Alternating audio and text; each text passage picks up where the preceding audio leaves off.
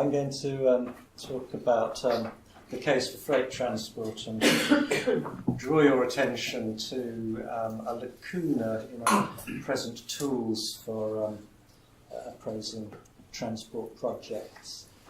Now,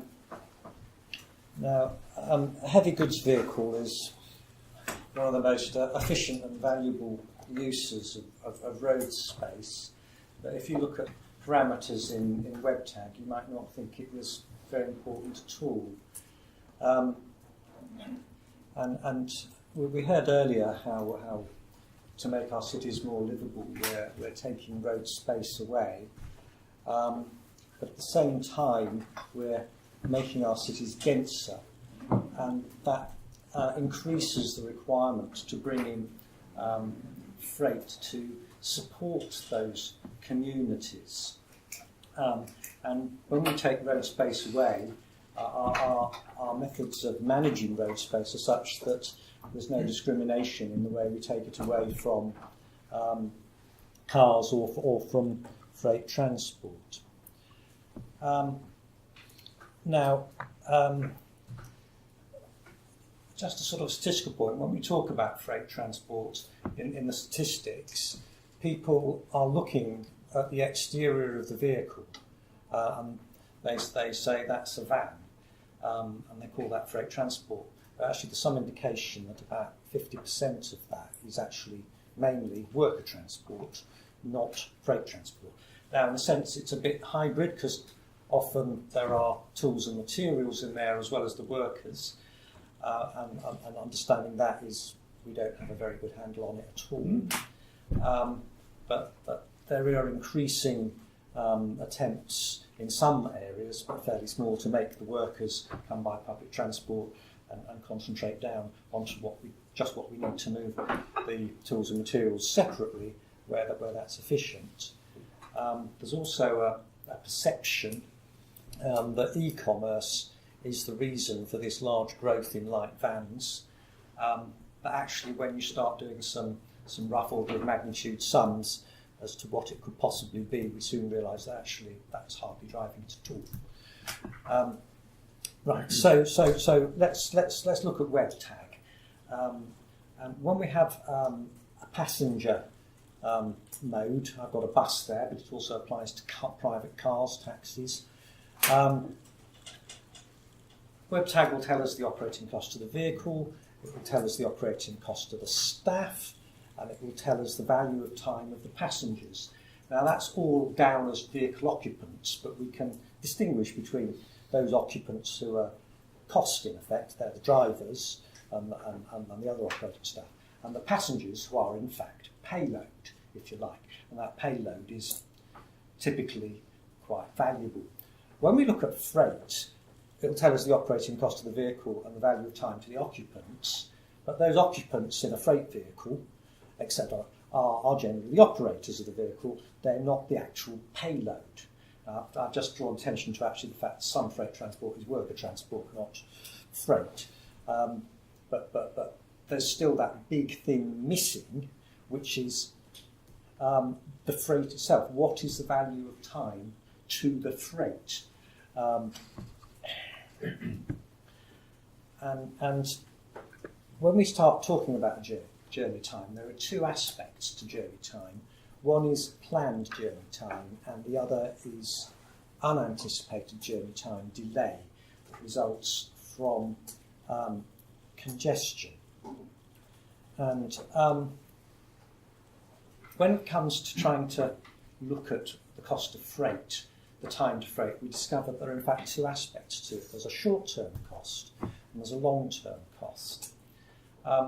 When you actually go out there and start asking freight carriers about the short-term cost of freight, in terms of planned journey time, we discover it's mostly about what we've just been talking about, the operating costs of the vehicle.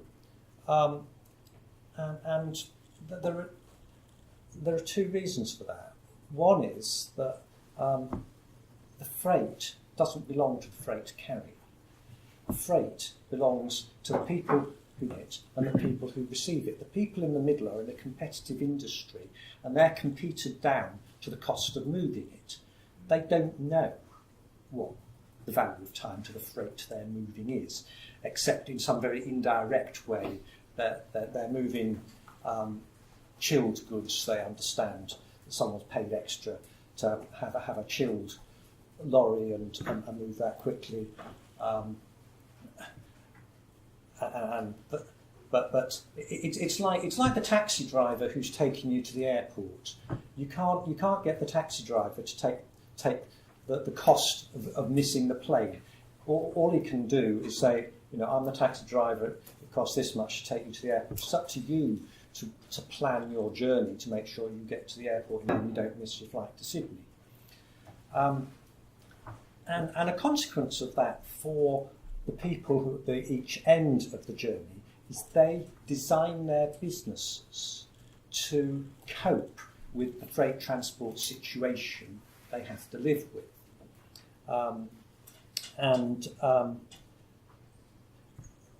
That's a very difficult thing for us to try and understand how much cost we are imposing on people that they have to design into their business. If they have unreliability in their arrival, they may have to have more inventory, they have to have more warehouse, more storage to store that inventory, and in central London that's incredibly expensive. And then there's the problem that a lot of freight isn't very time sensitive. So all that stuff that's coming over from China and takes 5 weeks in a ship, there's very, very long periods of time you can have this stuff in transit. It's only a very small interest cost to that inventory. So when you start trying to look at just the inventory cost of having the stuff in transit for a few more hours longer, that's trivial. It's not even worth trying to calculate. But then there is time-sensitive freight as well. Moving someone's hot dinner, or a just-in-time process for a factory or for a construction site.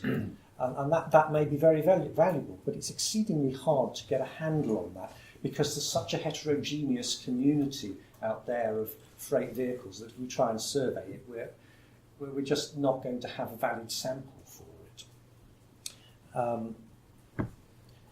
Now, there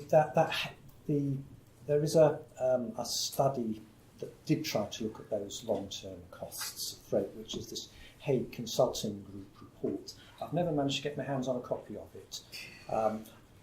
I've had to rely on what other people have said about it. And so most of what the key things are in that McKinnon thing I put in the footnote if you're trying to find out what it says. We'll find. And then there is unplanned journey time as well, and this is what people tend to really complain about in the transport situation in London. It's very, or the whole country, it's very uncertain how long. Now there is a study on unplanned journey time for freight, which is Tony Fowkes and his friends, 2004. That I have the pleasure of working with Tony Fowkes on user benefit for rail freight, and so I talked to a lot of freight users, and so you can look at Fowkes and get some ideas of parameters of the cost of disrupted journey time to freight carriers. And probably the reason that hasn't got into WebTAG is the number of difficulties of it. One, there's only one of it. It hasn't been replicated. And then when you actually start talking to freight carriers about this disruptive cost, you often find, well, I don't really mind as long as it comes within this 90-minute window. They tell you things like that. And so you find there's actually almost no cost, and then the shit hits the fan and something terrible happens. And it's very difficult getting a sort of an average cost of time from a large number of people who have cost curves shaped like that. It's a bit like you going to the airport again. You don't mind as long as you get there in time, and then the shit hits the fan.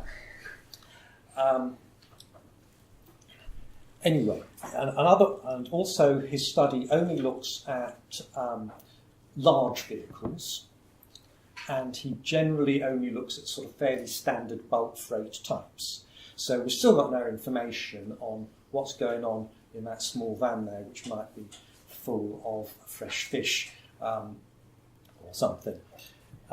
So we have to, I did an appraisal by trying to use those, and I just had to guess something really using that. And Hague are sort of looking at this as well, because it's the planned costs are not just about planned journey time, they're also about the unplanned journey time. And Hague reckons for some unspecified sample that the long-term costs of freight are 1.2 times the short-term cost, which is an awful lot. But then my suspicion is that is going to be very different from one cityscape to another cityscape. And maybe here in London it's a lot more than that. I don't know. It's very hard to tell.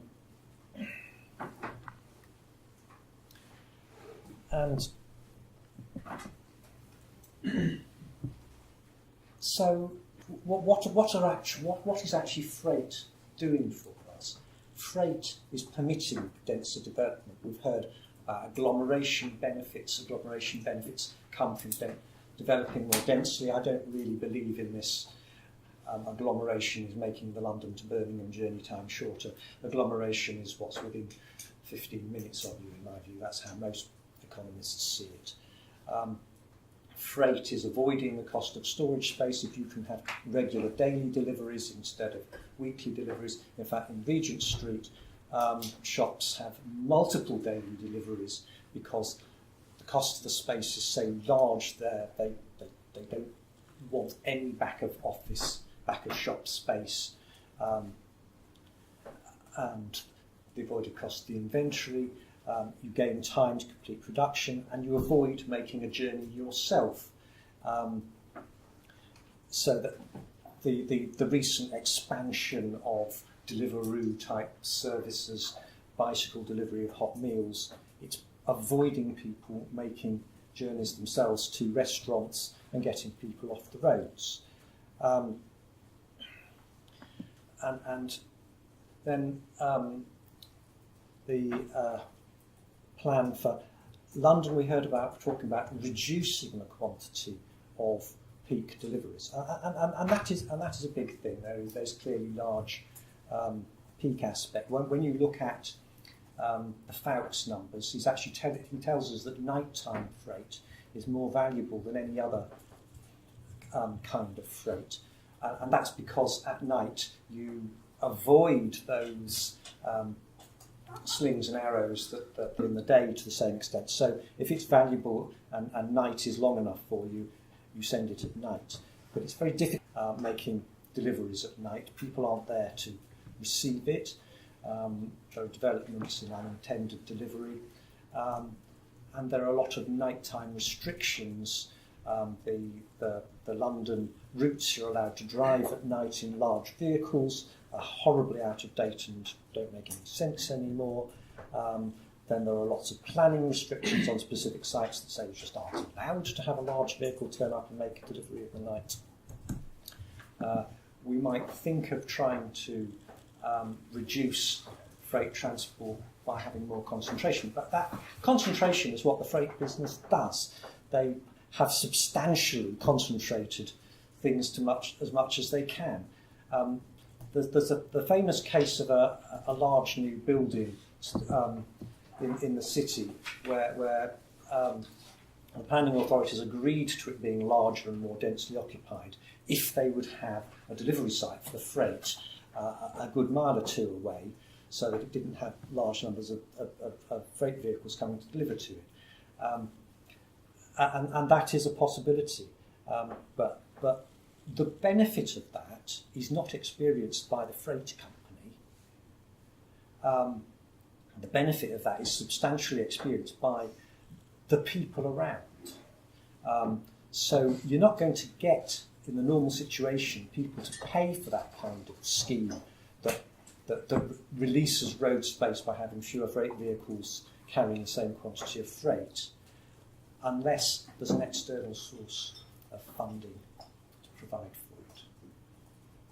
And I think that's about all I have to say. Okay. Thank you, Ivan.